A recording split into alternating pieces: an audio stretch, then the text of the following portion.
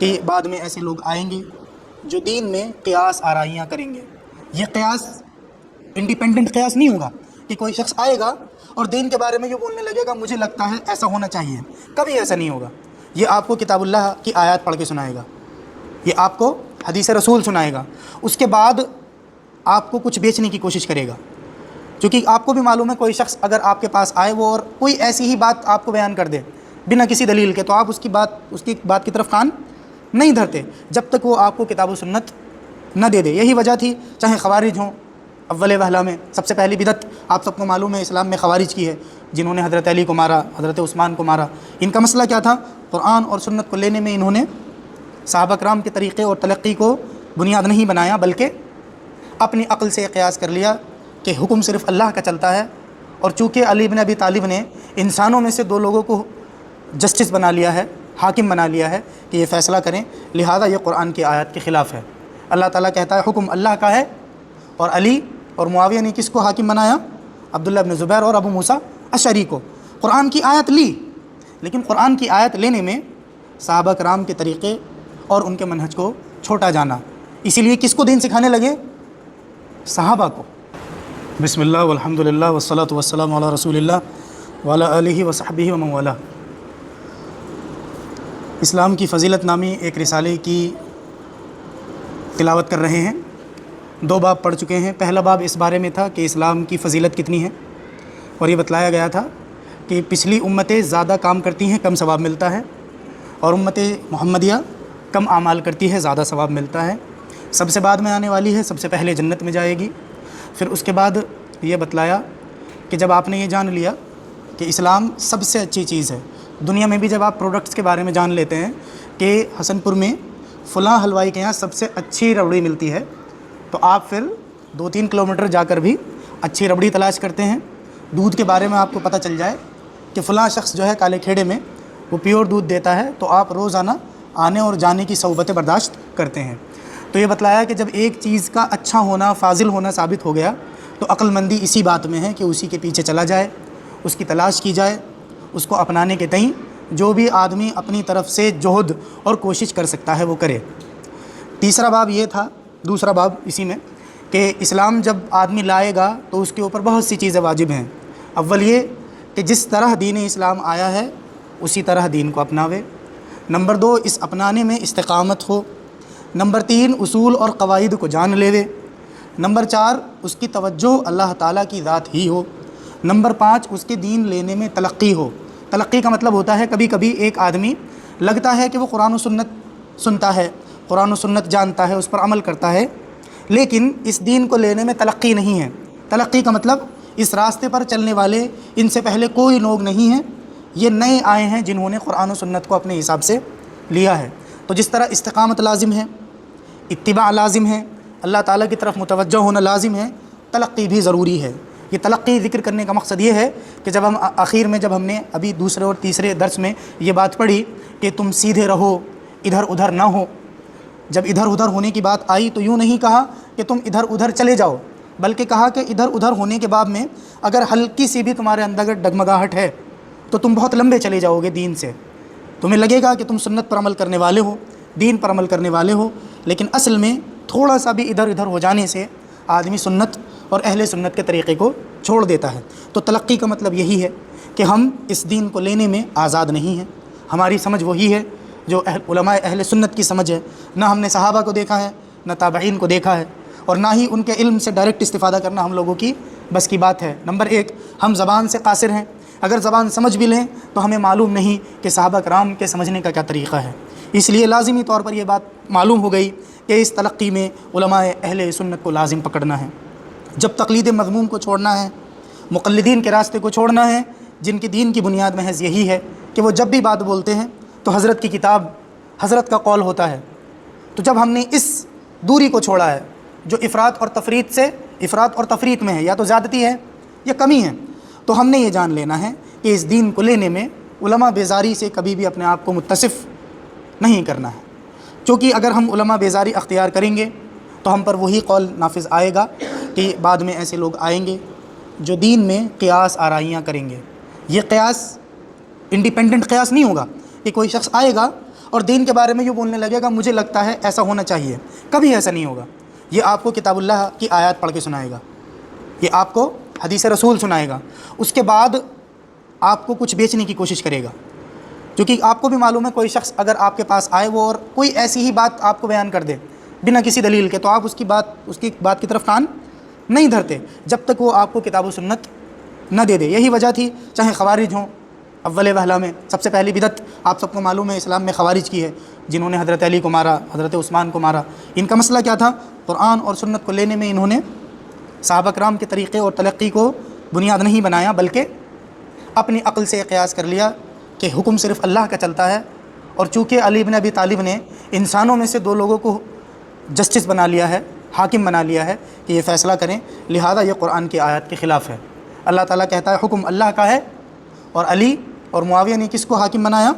عبداللہ بن زبیر اور ابو موسیٰ اشعری کو۔ قرآن کی آیت لی، لیکن قرآن کی آیت لینے میں صحابہ کرام کے طریقے اور ان کے منہج کو چھوٹا جانا، اسی لیے کس کو دین سکھانے لگے؟ صحابہ کو۔ کیا بولنے لگے؟ تمہیں قرآن سمجھ میں نہیں آتا ہے، قرآن ہماری سمجھ میں آتا ہے، تم دین نہیں جانتے، دین ہم جانتے ہیں۔ اس کے بعد اگلا باب امام صاحب بیان کر رہے ہیں، باب تفسیر الاسلامی۔ یہ باب ہے اسلام کی تفسیر کے بارے میں، کہ جب آپ نے موٹا موٹا یہ جان لیا کہ دین اتباع کا نام ہے، توحید کا نام ہے، اللہ کی طرف متوجہ ہو جانے کا نام ہے، تلقی کا نام ہے، تو اب آپ کو تفصیل سے اسلام کے بارے میں معلوم ہونا چاہیے۔ سب سے پہلی تفسیر یہ ہے اسلام کی کہ اللہ تعالیٰ اسلام کے علاوہ کوئی اور دین قبول کرنے والا نہیں ہے۔ ان الدین عند اللہ الاسلام، یہ آیت نقل کی اور بتلایا کہ جب نجران کا ایک وفد رسول اللہ صلی اللہ علیہ وسلم کے پاس آتا ہے اور آپ سے اس بات کے بارے میں محاجہ اور بحث کرتا ہے کہ عیسیٰ اللہ تعالیٰ کے بیٹے ہیں، اور آپ ان سے کہتے ہیں کہ جو دین آپ نے اپنی عقل سے اختراع کیا ہے وہ دین اللہ قبول نہ کرے گا، میرا معاملہ یہ ہے، فقل اسلمت وجہی، میں نے اپنا چہرہ اللہ کے لیے خاص کر لیا ہے، اس کے سپرد کر دیا ہے۔ علماء نے کہا کہ اگر آپ کسی شخص کے سرنڈر کر دینے کی کوئی علامت جاننا چاہتے ہیں تو وہ علامت ہاتھ اور پیر سے نہیں بلکہ چہرے سے ہی ظاہر ہوتی ہے، اس لیے چہرہ کہہ کر کے پورا جسم اور جسم کے سارے اعضاء مراد لے لیے گئے کہ اے نبی آپ کہہ دیجئے کہ میں نے تو اپنے آپ کو اسلام کے سپرد کر دیا ہے۔ وَمَنِ اتَّبَعَنِی، اور جو کوئی بھی کل قیامت کے دن تک آئیں گے وہ سارے متبعین اسی کیفیت پر ہیں کہ اس دین کے لینے میں اللہ اور اس کے رسول کے حکم کے آگے اپنے آپ کو سر تسلیم خم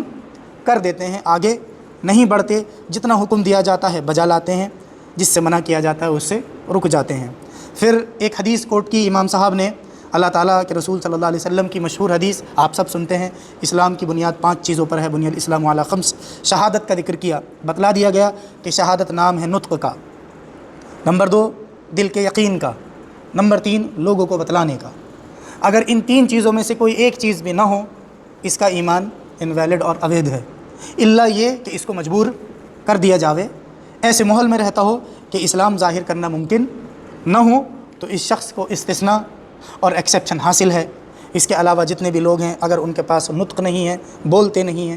دل سے یقین نہیں کرتے ہیں، لوگوں کے سامنے اظہار نہیں کرتے ہیں، ان کے ایمان کی کوئی معنی اور مفہوم اسلام کے نزدیک نہیں ہے۔ دوسرا،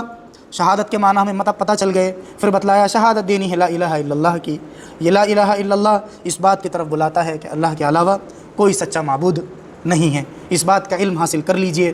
اور اللہ تعالیٰ کے علاوہ کوئی معبود حقیقی نہیں ہے کے علاوہ جتنے بھی معنی لوگوں نے بیان کیے، جن لوگوں نے کہا کہ الہ کا معنی خالق اور مالک ہے، سب کچھ کرنے والی ذات اللہ کی ہے، یہ باطل ہے، چونکہ لا الہ الا اللہ کا معنی کبھی بھی لوگوں کو یہ بتلانا نہیں رہا کہ وہ اس بات کا یقین کر لیں کہ ان کا رب پیدا کرنے والا، تدبیر کرنے والا، امور کو انجام دینے والا ہے۔ دنیا کی تمام مخلوق اس چیز کو مانتی ہے، جھگڑا ہوتا تھا، محض اللہ کی عبادت نہیں کریں گے۔ اس باب میں وہ لوگ بھی گمراہ ہیں جنہوں نے کہا کہ لا الہ الا اللہ کا معنی ہے اللہ کے علاوہ کوئی حاکم نہیں ہے، جو ہمارے زمانے میں بہت سے لوگ ہیں ایسے جو کہتے ہیں کہ اسلام کا سب سے پہلا مقصد ہے حکومت بنانا، نماز یہ بعد کی چیز ہے، پہلے حکومت بنائی جاتی ہے، اگر حکومت نہیں بنے گی تو یہ جو آپ کی مسجد ہے یہ جاہلیت کا بت خانہ ہے، یہ جاہلیت کا عبادت خانہ ہے۔ اللہ تعالیٰ کا جو ارشاد سورۃ یونس میں ہے، وَجَعَلُوا بُيُوتَكُمْ قِبْلَةً، موسیٰ علیہ السلام سے اللہ تعالیٰ نے کہا کہ اپنے گھروں کو قبلہ بنا لیجئے۔ اس آیت کی تفسیر میں سید قطب کہتے ہیں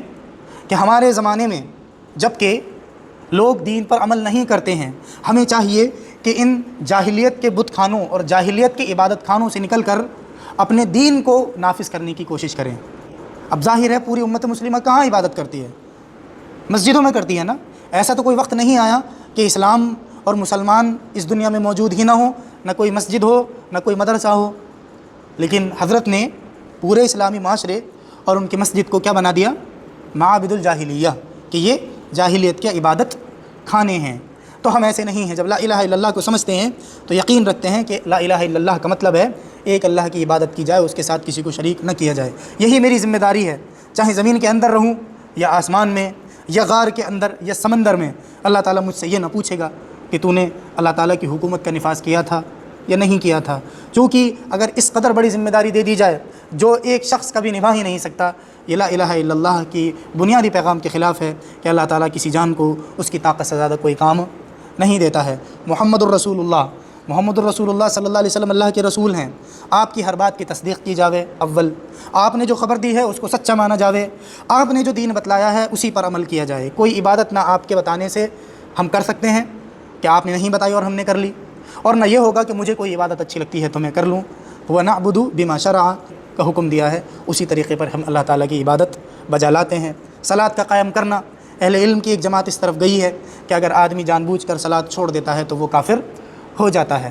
اور بعضوں نے کہا کہ اگر ارکان اسلام جو 5 ہیں ان میں سے کسی ایک چیز کو بھی چھوڑ دے، اس کا انکار کر دے تو وہ کافر ہو جاتا ہے۔ مراد یہ ہے کہ لا الہ الا اللہ محمد الرسول اللہ کہہ کے دل کا عقیدہ صحیح کر لیا۔ دل کا عقیدہ صحیح کرنے کے بعد ہم نے اپنے اعضاء اور جوارح سے بتا دیا کہ ہم اصل میں مسلمان ہیں۔ جس قدر اللہ تعالیٰ کی عبادت کرتے رہتے ہیں اس قدر ایمان میں کامل رہتے ہیں۔ ایک کمال واجبیت کا ہے، ایک کمال استحسان کا ہے۔ واجبیت کا کمال یہ ہے کہ ہم نہ تو نماز چھوڑتے ہیں، نہ روزہ چھوڑتے ہیں، نہ حج، نہ زکوٰۃ، ہر ایک قسم کی برائی سے محفوظ رہتا ہے، غیبت سے، نمیمت سے، کسی کو ہاتھ سے تکلیف دینے سے، پانی کے بہانے سے، راستے میں تکلیف دہ چیز کے رکھنے سے، وغیرہ وغیرہ جتنے بھی امور ہیں ان کو بجا لاتا ہے، تو اس سے اس کا ایمان مکمل ہوتا ہے اور اس سے اس کا ایمان مستحسن ہو جاتا ہے۔ اللہ تعالیٰ سے دعا ہے کہ ہمیں نیک عمل اور اچھی سمجھ کی توفیق عطا فرمائے۔